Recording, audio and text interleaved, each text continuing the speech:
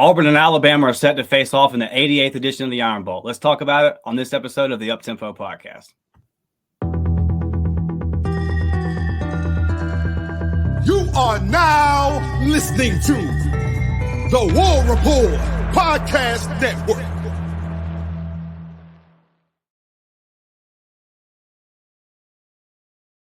What is up, Auburn family, man? I hope everybody's having a nice Thanksgiving. I'm your host, Dustin Smith, joined as always by my guy, Blake Lane.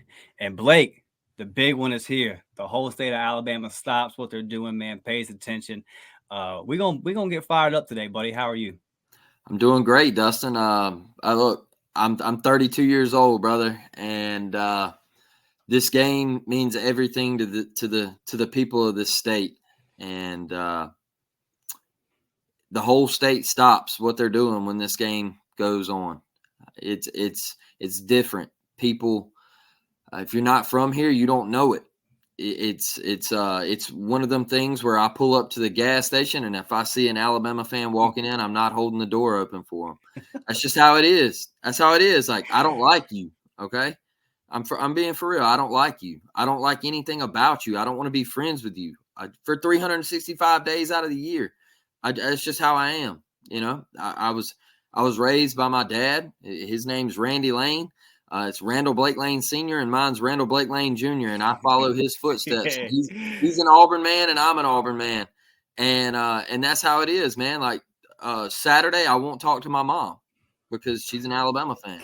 So that's the one day out of the year that I don't speak to my mother. And that's just a hatred in the rivalry. That's just a hatred in the rivalry. I hate Alabama. I hate them with a passion, bro. And one thing that I've been seeing going around on the internet this week is Alabama fans praising Harvey Updike. That's crazy. We told y'all. They are who we thought they were. They always have been. They think that stuff is cute and funny, and they think it was all a big joke. It wasn't, man. Dive in to the facts of what really happened and what went down deeper into the poisoning of those trees. You'll find out a little something.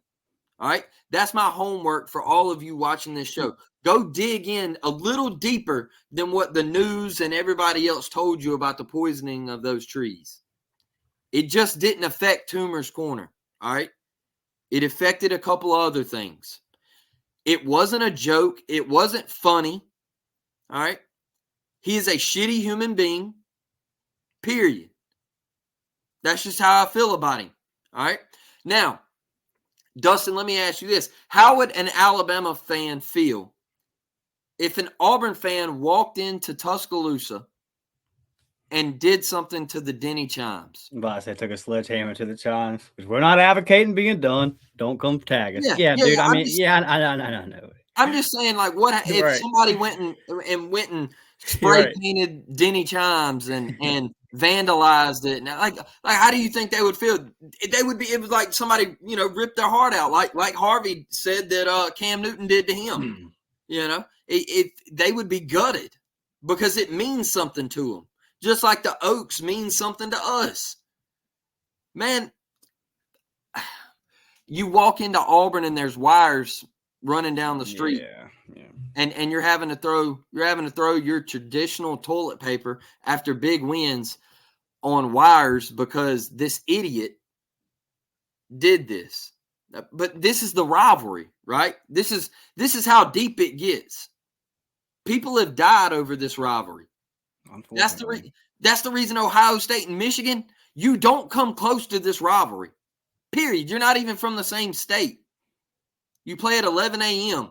All right. People are just now waking up, getting the sleep out of their eyes. Big noon kickoff. Yeah, bro. Don't nobody care about you. Period. And they got more viewers than the Iron Bowl. Let me tell you something, man. The hatred, the passion. One big thing that sticks out to me in this rivalry is in the stands is hatred, is passion. But on the field, it's respect. You watch Michigan and Ohio State, you see like fights break out. You see, like, in the locker rooms, like they're meeting halfway in the tunnel and barking at each other.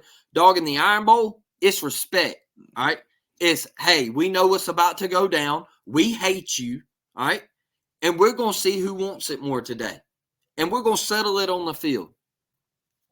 That's why I love this rivalry, man. 32 years living in this great state of Alabama. And this one means more than any other. I had an Alabama fan tell me today, bro, the Iron Bowl isn't even Alabama's biggest rivalry game. I said, then what is? He said, the third Saturday in October. Man, get out of here, dog. Geez. You beat them 15 years in a row. Get out of here. That's not even a rivalry game anymore. Beat them 15 years in a row.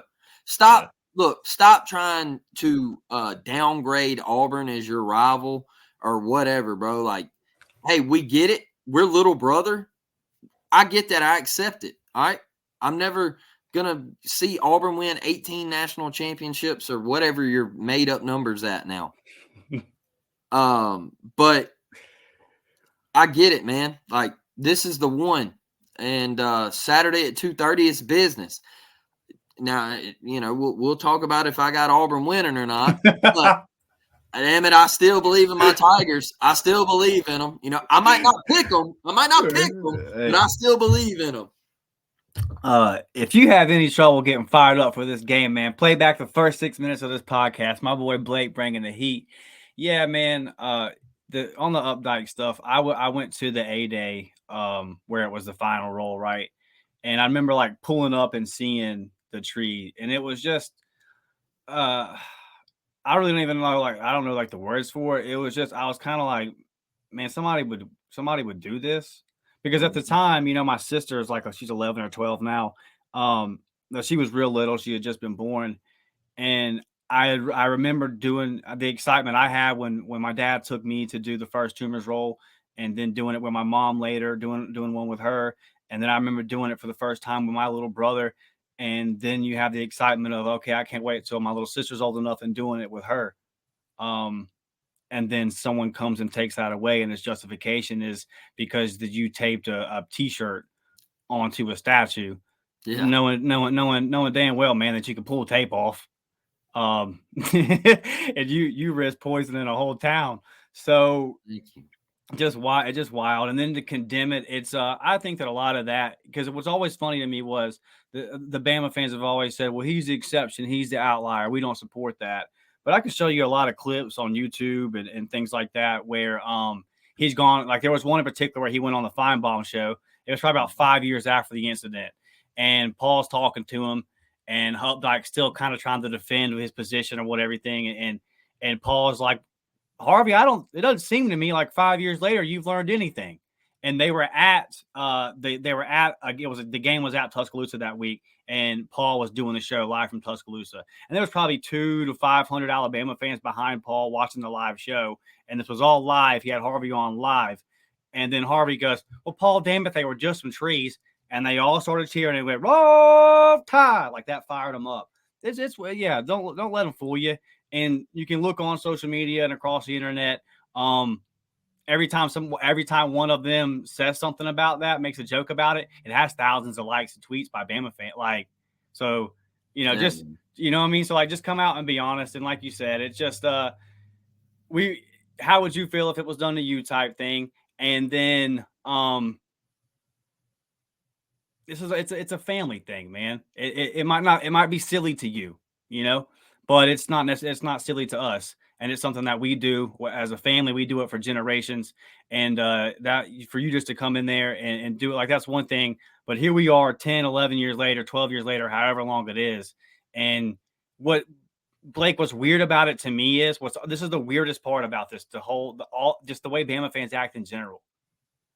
Your trophy case doesn't match the way you act. And I tell you, if the football gods were real, I'd be at the altar kneeling, going, why did you give these people this? Why did you give them the two greatest coaches of all time? Because you can't convince me that they deserve it. You can't convince me that they deserve it, but somehow they pulled it off.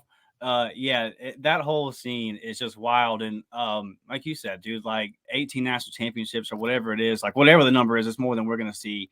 So for you to behave like that, that's the part that kind of strikes me as strange. It's like, well, you're on top of the mountain. Why the Bush League stuff? But it's who they are, Blake. Man, that's why I brought up the Denny Chimes thing. Is like, it's just it's something of meaning to the fan base and the university. You know, it just shows the rivalry, man. It literally just shows how intense the rivalry is. Look, and I see the graphic right there. Alabama leads the all-time series 49-37-1. I'll say my piece on that. You were scared to death to play us a couple of years in this rivalry, and then we had to go many, many years of playing you in Birmingham, Alabama, which we all know is in your backyard. All right, so don't sit here and come at me because this rivalry game has been in your favor for many years. All right, we had to play you in Birmingham. You were scared to death to come to Auburn. Thank you, Pat Dye. Yeah, for sure. Thank you, Pat Dye. You know, rest his soul, man. He did a lot of great things for Auburn University, for the Auburn football program, because we were handcuffed. We were having to go to Legion Field, and we were having to play you in your backyard every single year. And Pat Dye changed that, man. And then look what happened when you started coming to Auburn. You started getting your ass kicked. Hey. All right? Yeah. And they were mad about it. They were mad about it. They were like, oh, we shouldn't have to go to Auburn. That's BS. We shouldn't have to play in Tuscaloosa. That's BS. Look, you were scared to play us at a certain part of history, certain part of time in this rivalry. All right. I don't think it would be a 12-game lead. It's crazy you got all these national championships. You got 18 national championships, and you're only up 12 in the series. All right. That's because you didn't want to play us in some of those years.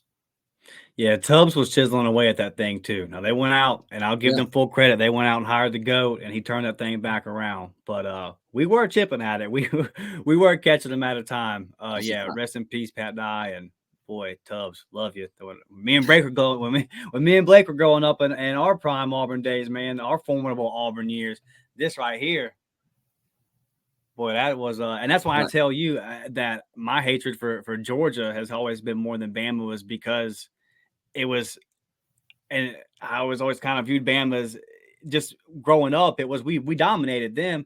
It was the tight ball game with Georgia.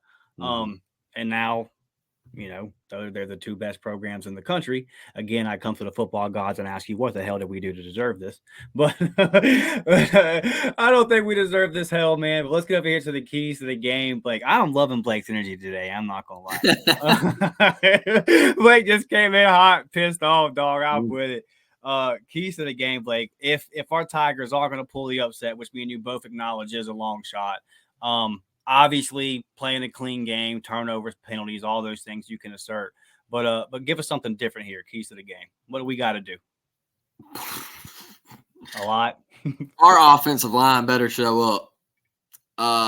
You can't have a performance like you just had last Saturday. Yeah.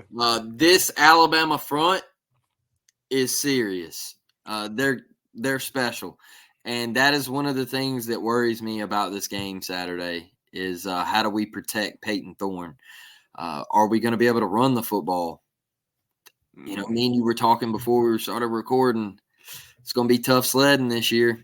You know, I'm sitting here trying to find ways of how Auburn can have success on the offensive side of the ball, and I don't really see it. All right, it's tough, man. These defensive numbers for Alabama are stout. They're stout, Dustin, and they got dudes over there. This is one of the best defenses in the country. Yeah, this is one of the best defenses in the country. And then I look on the defensive side, and it scares me that we don't get enough pressure on the quarterback. And is Milroe? Are we going to be able to contain Milroe? Are we going to be able to put a spy on him? Can Eugene keep up with Jalen Milroe?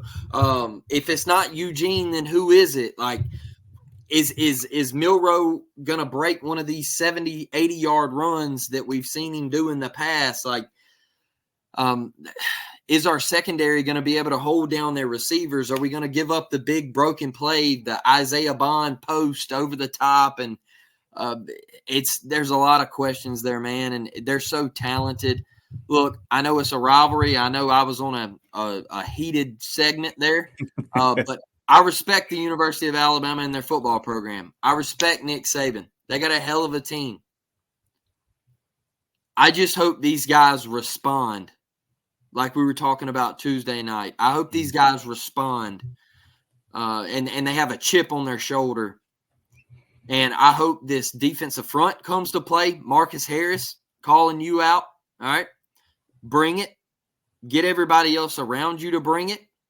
Austin Keys, the linebacker group, Larry Nixon, Cam Riley, Eugene Asante, bring it. Bring it Saturday. It starts with you on the defensive side. We got to find a way to keep Jalen Milroe in the pocket and make him throw the football. We have got to make him a thrower of the football, because when he starts using his legs, that's when Alabama becomes different and dangerous on offense. As far as the offense goes, man, I just don't know how Auburn musters up enough points to keep up with Alabama.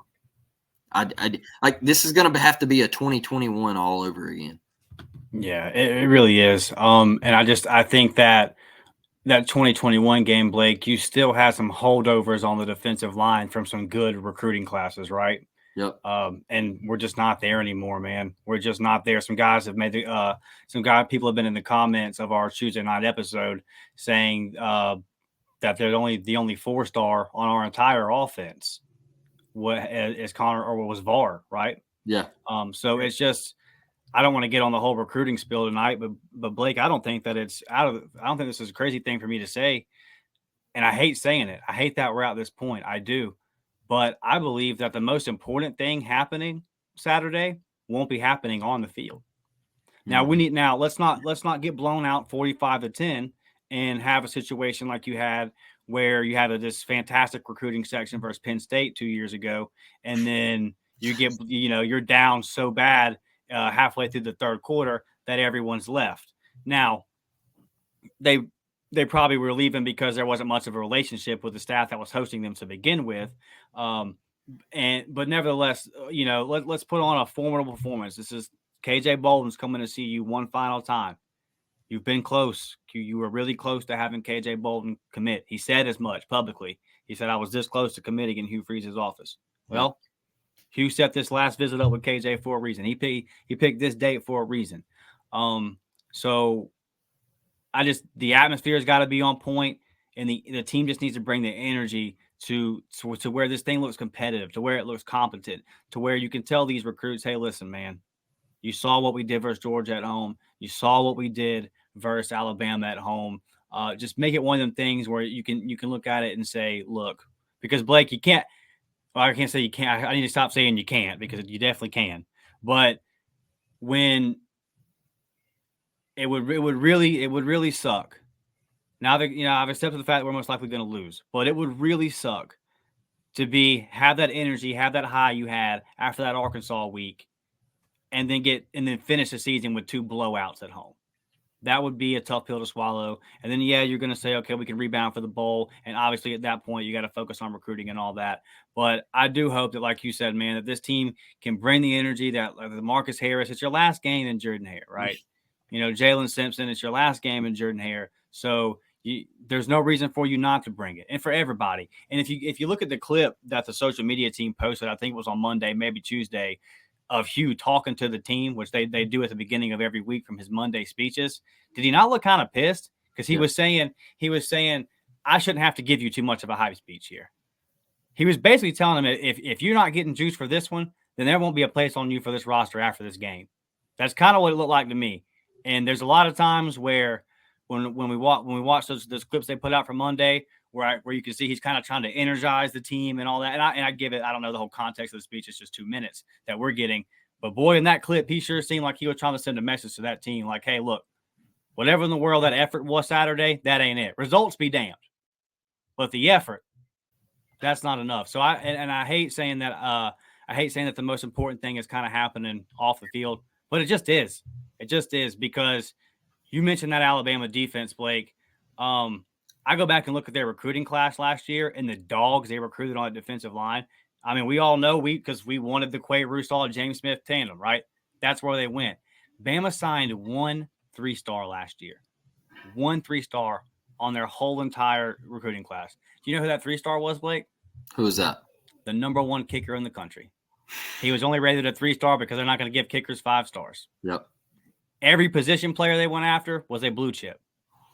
So that's what we're up against.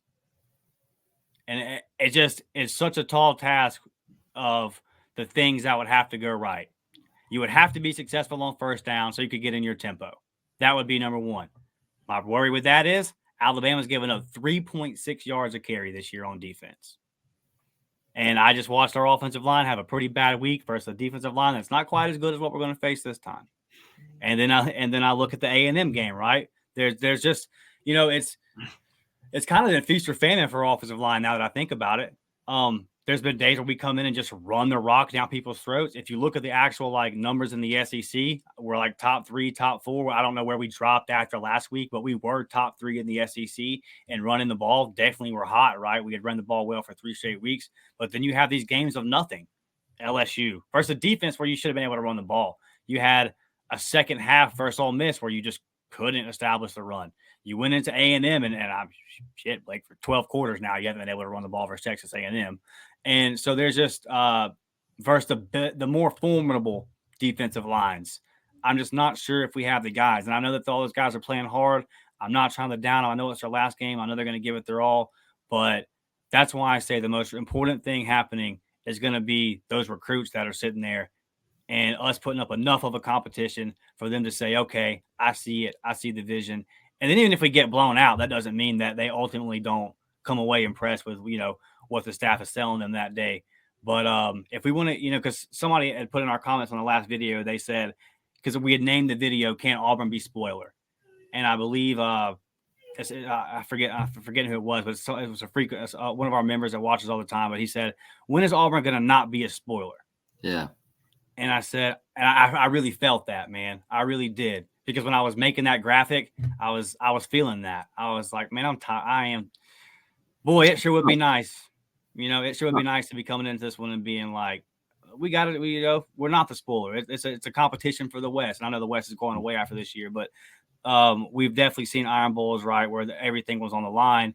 And lately, we haven't been there. And unfortunately, to that comment of when are we not going to be the spoiler, I think we're a couple years away because, and I hate it, man. I hate it. But if you think about it, you're saying you don't have the guys right now. Okay, so say you bring them in this year. Well, then they're only freshmen. Exactly. So there's another year, right? And then, it's just, you said it last time. You said it Tuesday night, microwave society. But when you're looking at these teams, when you're looking at this beast, when you're looking at this factory that is Alabama, the greatest dynasty in the history of college football, the way they've recruited in the trenches, which everyone watching this podcast watches SEC football and knows that's where you get it done. It's just tough for us to compete, man. And it's tough for anybody to compete because their defense is giving up 17.3 points a game. Ain't nobody scoring on them, dude. Ain't nobody scoring on them. If we're going to have any kind of shot, there might be a couple of chances where you can hit some big plays. You got to hit them. Because you're only going to have certain windows. There might only be 3 or 4 windows in this game where you can hit them for a big play. You've got to hit them. And then you've got to, if you want to get in your tempo and set it up, obviously you have to have some kind of success on first down. The obvious stuff going in with no turnovers, clean. There's so many things you have to do defensively. Anytime that ball's on the ground, if we wanted to walk out of this stadium with a chance of winning this game, you've got to get on the ball. Any tip ball that's in the air, it can't fall off a linebacker's fingertips and hit the ground. Not if you want to win. When those opportunities are there, you got to make it. When you bust that 60-yard return, don't hold 10 yards behind the play. And it's just, we really are going to have to play a perfect game and then hope to catch them in that classic scenario like the last time they came, right? Where you catch them in this crazy Iron Bowl, and then Auburn Jesus rises up and says, here I am, I'm here to help. But to even be in the game in the fourth quarter, Blake, there's a lot of things I feel like that have to happen. I'll tell you one matchup that a lot of people, that they're not going to look at this, but Alabama has had a problem fielding punts this year with Kool-Aid and McKinstry. And is it going to be Caleb Downs? I think they made the switch last weekend. So is Kool-Aid going to be fielding the punts, or is Caleb Downs going to be fielding the punts? That's a matchup to watch. Oscar Chapman could play a huge role in this game. Maybe he could flip some field position for us. I think that's one to watch, man. If you could get a sneaky turnover off a muff punt or something and get the ball in positive territory and not have to drive the length of the field, I think that would be huge for Auburn in this game because like you said, their defense, man, and it's going to be really tough for Auburn to drive the length of the field and produce points in both halves of this football game. I mean, look, I'll be honest with you. I thought Auburn messed up last week by not taking the ball first. I thought Auburn messed up last week by not taking the ball first. This week, I think if you win the coin toss, you got to take the ball first. And the reason I say this is because if you do not take the ball first and you let Alabama get the ball and march right down the field and score, game. That's another thing. Quick start's important, right? Quick starts, man, and you can't give up. You can't give up a drive like you did last week to Jalen Milroe in this offense. Like, I don't know. I love deferring and getting the ball at half. Maybe you get some points right before the half, and you go into the locker room. You come out and you get the ball again. But I just think you got to take the football, man. You got to take the football, and you got to try to start fast. Because I think that's a recipe for disaster. If you let Milroe get the football and they drive down and score on the first drive, Auburn's in trouble. It's danger zone. That's a good point because after what's happened, it could definitely suck the life out of the team. It could suck the life out of the stadium. You would be in that, oh man, here we go type mode. Yep. Let's get over here, Blake, and make our score predictions, man. We've kind of been, no surprise here, we've kind of been alluding to it all week. And look, hate to do it. I'm going to go Alabama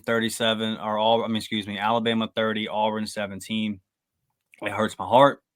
I hate it with everything inside of me. I co-sign everything Blake said the first 5 or 6 minutes of this episode. I'm so tired of sitting around the Thanksgiving table and being the one that has to take it. I'm okay being the one that has to take it sometimes. That makes the rivalry fun. But being the one that has to take it all the time, that sucks. And it's getting old. And you brought up your dad. My pawpaw, he was a big Alabama fan. And my aunt, my dad's sister, big Alabama fan. So I asked my dad one time when I was a kid, I said, why'd you pick Auburn? It was probably after a tough loss. I said, why'd you pick Auburn, Dad? And why'd you do this to me? And he said, well, growing up in Bruton and going to T.R. Miller, he said it was just Paul Bear Bryant. And he said, and that being in the Mobile area, the 251 is just roll tide heavy, unfortunately. And my dad was like, I just did it out of spite. He said, I got sick of your pawpaw. Got sick of hearing it from your aunt. I got sick of hearing it from everybody at school. And he had a buddy that was an Auburn fan, and he was the only other Auburn fan in school. And he said he went up to his buddy and said, "I'll ride with you." And that's literally he did it out of spite. He did it. He did it because he just got tired of hearing it, and then it's kind of led to here we are today, our family being so locked in. So yeah, I'm tired of the shoe being on this foot, but that's the heart, and the head understands that the recruiting is just not. Our recruiting has just not been there. It's ultimately is why what got Gus gone. It's ultimately why Harston wasn't given even a second year. And because there's a big reason. If you look at it, the records aren't going to be that much different between Harston's first year. They might not be any different at all between Harston's first year and Hugh's first year, but the feeling is different because that Hugh's trying. that Hugh's competitive and he's not going to accept that Auburn wants to be this. And Hugh's been very honest with us and saying the whole time, this is where it's at. And I encourage you today to, if you have not watched our guy Mike G's sit down with Josh Pate, because Josh Pate said that he's talked to everybody at that staff at Auburn. And he said it's probably the most realistic conversations he's had with his staff. They said, this is where we're at. This is a long way from where we need to be. It's going to take this amount of time, and it's going to take this kind of recruiting effort. And it's going to be, so it's just a tall task. And I think, it's just been these last couple of days have kind of been a slap in the face for all of us, unfortunately. But this is where we're at. And I just hope that the team comes out, Blake, and plays a clean football game and plays inspired football. But I think they do for a half. I think that the energy of the stadium, I think that the seniors on that team have enough pride that they will come out and play, that they'll try, they'll compete. But the depth up front isn't there. And Auburn is not successful without running the football. We're not going to establish a run by throwing it first. And so knowing that, I just don't really see a recipe. Okay, so it was so bad Saturday. I know these are different. I don't want to harp on it, but the point I'm making here is that I can't even grade Peyton Thorne on Saturday because I don't think he ever had a shot, right? Mm-hmm. I don't think he ever got a chance to really sit back and have a clean pocket. And then when he did, I don't think his receivers won their battles. Yep. So it's just where we're at. The rosters just don't match. Can the game unfold the way it kind of unfolded in a similar situation versus Georgia, where you get the turnover battle to win your way, you play a relatively clean football game? And if we're in that scenario, Blake, if it is a close game in the fourth quarter, I would like to see how it plays out now, not rotating quarterbacks, because I would like to see how the Georgia game played out, maybe on that 3rd and 1 if you stuck with what you were doing. You know what I mean? So, but I just don't see it, man. I just don't, the depth issues, and I just kind of see it as the 3rd quarter goes on. Bama kind of puts a stranglehold on the game. It might be one of those games, man, where we're always down a touchdown to 10 points. And you're always kind of sitting there going, we're not out of it. We got a chance, but we never really are in it type thing. And then by the end of it, you look up and they win. So I'm going to go 30-17. I know that was a very long explanation there. No, you're good, man. Look, I hate this. It sucks. It's not fun. I hate coming on here and picking against Auburn, especially in this game, because I absolutely hate those. And you know the words, all right? Can't stand them. I hate them with a passion. I wake up every day, and when I'm getting ready to go to work, I hate them, all right? It's a different type of hate. I'm telling you, it's a different type of hate. But I respect them, and I respect them for what they are and what Saban has built there. Defense wins championships, and they've created another great Alabama dynasty defense. And their offense, man, you asked me this question 8 weeks ago, and I say, hey, Auburn can keep this thing low scoring. Auburn can, try to sneak out a win. Their offense is, it's not clicking. But we're in the nitty gritty now, and it's championship level football time. And guess what? Alabama's clicking. Jalen Milroe is clicking. And I just look at the way they're moving the football, man. We're going to have a really tough time defending Jalen Milroe. And these receivers that they have, our offense not being able to move the football, like you said, their defensive front, defending the run. Jarquez Hunter only touching it 8 times last weekend. What's going to happen there in the run game? 38-17, man. I know I hope and pray that I am so far wrong and Auburn comes out with a victory. I know this is my son's first Iron Bowl. All right, we're going to be watching it Saturday. I know he has no idea what's going on, but he whispered to me that Auburn was winning 24-23 a while ago. So, all right. Hey, he told me Auburn was winning 24-23 a while ago. So, watch out now. Levi's been right on a couple now. He's been right on a couple. Right? I got to get me a kid so I can make 2 different predictions. Yeah. Yeah. So, That's how much it hurts to pick Auburn to lose in this, man. Because, like I said at the beginning, it's just it's a different rivalry, and I keep seeing people like today. I see a list. I wake up, I get on Twitter, and I see a list of my top 5 rivalries. You got the Game, the Iron Bowl, Army, Navy. First off, all right, Army, Navy. Let's start there. But the respect I have for that rivalry game, all right, through the roof, all right, through the roof. But I put that one in a different category, all right, because I'm not looking at that as a college football. I know they're playing football, but I look at that more as like, hey, man, those kids are fighting. Like, as soon as they get done playing this football game, some of these cats, they're headed off for deployment. They're going to fight for our country. There is no NFL. There's nothing like that. They're going overseas to protect my freedom. Utmost respect for anybody that plays in that game, that coaches in that game, that attends those universities. We appreciate you, all right? But when it comes to college football and on the gridiron, you want to try to compare the game to the Iron Bowl? Doug, you ain't even from the same state. You don't live amongst each other. Right. You don't know what it's like. Right? That school up north and all that. Man, get out of here. You don't walk around amongst each other every day. I promise you, that hate, it ain't even close to how I feel about Tuscaloosa. Or if you want to call them East Mississippi or whatever. All right? And you want to talk about a cow college. Dog, have you seen the city that your university is in? Well, they play basketball in a literal barn. That's why.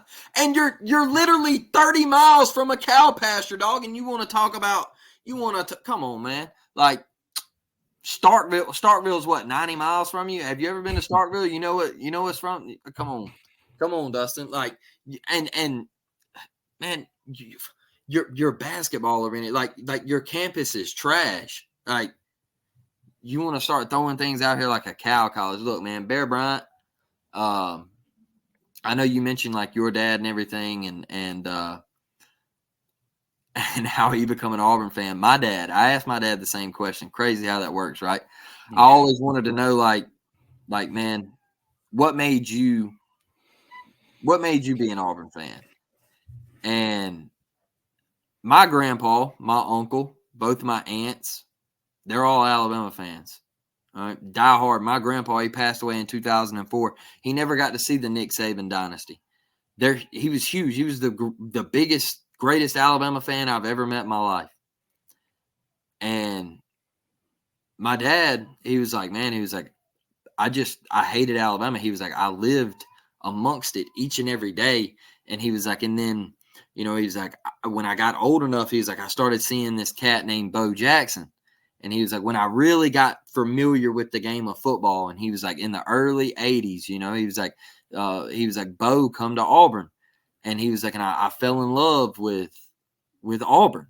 And he was like, Auburn started winning. He was like, and it was like the change in Auburn football, once again, like we said, Pat Dye, rest in peace, baby. There was a change there. And that bleeds over to me, man. That's why I go watch every game with my dad. Like, it bleeds over to me. And that's part of this rivalry. Like, it's a deep, deep, passionate hatred. It'll be like that for the rest of our lives, Dustin. It's a state divided. And if you're not from here, please come to a game. Please visit the Iron Bowl. Please experience it. I would prefer you to experience it in Jordan-Hare Stadium.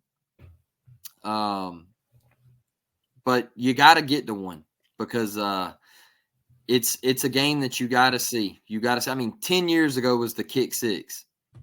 Come on, man. Like, there will never be another radio call that tops what Rod Bramblett did that day. Never in the history of my life. Maybe when I'm dead and gone, something might happen, something might shake out. But what Rod Bramblett created that day over a microphone was the greatest thing I've ever heard, man. Them having to mute Stan White saying, "Oh my God."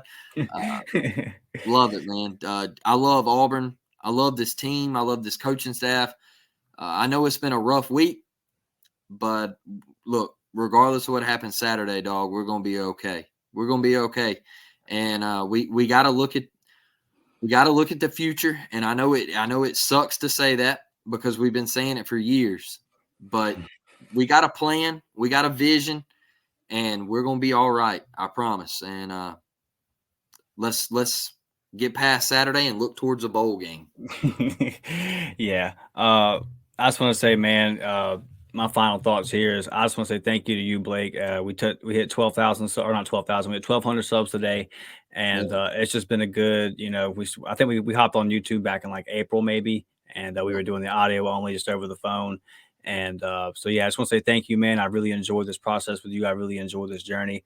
And I want to say thank you to everybody that has been rocking with us. Big shout out to the people like Tanner that have been with us back when we had 18, 19 subs. And Miss Devin, the day ones. But then big thank you to the people that just hit the sub button this week. And we really do appreciate all y'all. I just hope that everybody has a good time with their family this week, man. I hope that everybody is blessed. Again, Blake, thank you, man. I love doing this with you. I love you, brother. To the guys over at the War Report, Ike, Mike, P. Will, C-Dub, appreciate the opportunity, man. I'm so fired up to be a part of this team. I love you guys. Happy Thanksgiving to y'all as well. So, yeah, man, War Damn Eagle. And I can say this. You mentioned Pat Dye. Pat Dye went 5-6 his first year. And but he was a competitive son of a bitch. Yep. And he recruited his ass off. And he won some key battles. You mentioned Bo Jackson. How'd that play out? So you saw our prediction. I don't think Saturday is going to be the most fun time for anybody because I don't want it to be. I don't ever want us to watch. I thought about this a lot this week. And I have somebody in my life that is a big Bears fan. And I don't know if you saw what the Bears did Sunday, but they just blew one to the Lions, right? And he said, "Dog, I don't even care anymore." He said, "I just don't even care anymore." And Auburn has lost 4+ games for 10 years now. And we're staring down the possibility of a third losing season in a row. Even if we don't do that doesn't happen, we'll finish a game above it type thing. So it's a good thing, in my opinion, Blake, that this week, I'm not a big fan of the way the infighting happened, but I think it's a good thing that we lose games and the fan base still gets upset and still gets passionate. It means that Auburn football means something to everybody. And I think that that's a good thing. I think that when you become apathetic and you just don't care, I think that's a sign of things really getting dark, and we're a long, long way from that. So if it doesn't go the way that we want it to Saturday, I understand the frustrations. I'm going to be frustrated as well. Yep. Drop passes, interception, whatever it is, it's going to hurt. I'm not condoning it. I don't think that, it sucks. But like I said, you got to follow recruiting sometimes. And Auburn is just not recruited at the level that an SEC team should recruit, much less the level that this team that we're about to play has recruited. So we're just, like you said, man, it sucks, but you're just going to have to look towards December 20th. You really are. You get some of these guys. I mean, look, me and Blake sat on the sideline of the Baker versus Foley High School game, and I thought Blake was about to get us kicked out off the Baker side anyway, because Perry makes a 2-finger one-handed grab and pulls it in, and Blake stands up and says, "Oh my God, we got a dog! We got a dog!" And all the Baker fans are just looking at us like, yeah. Like, shut up and sit down, stupid. Sit down, bro. Shut up. But we're going crazy for Bryce too. But yeah, man. So we've seen them. They're coming. It's just going to take time. I just want to see the fan base show up Saturday. I know they will, obviously. And I want to see this team show up, man, and show some fight. So if you have not, man, hit that like button, hit that subscribe button. We will be back Sunday at 3:00 with the recap. And we're going to continue pushing this content, man. War Damn Eagle. War Damn, baby.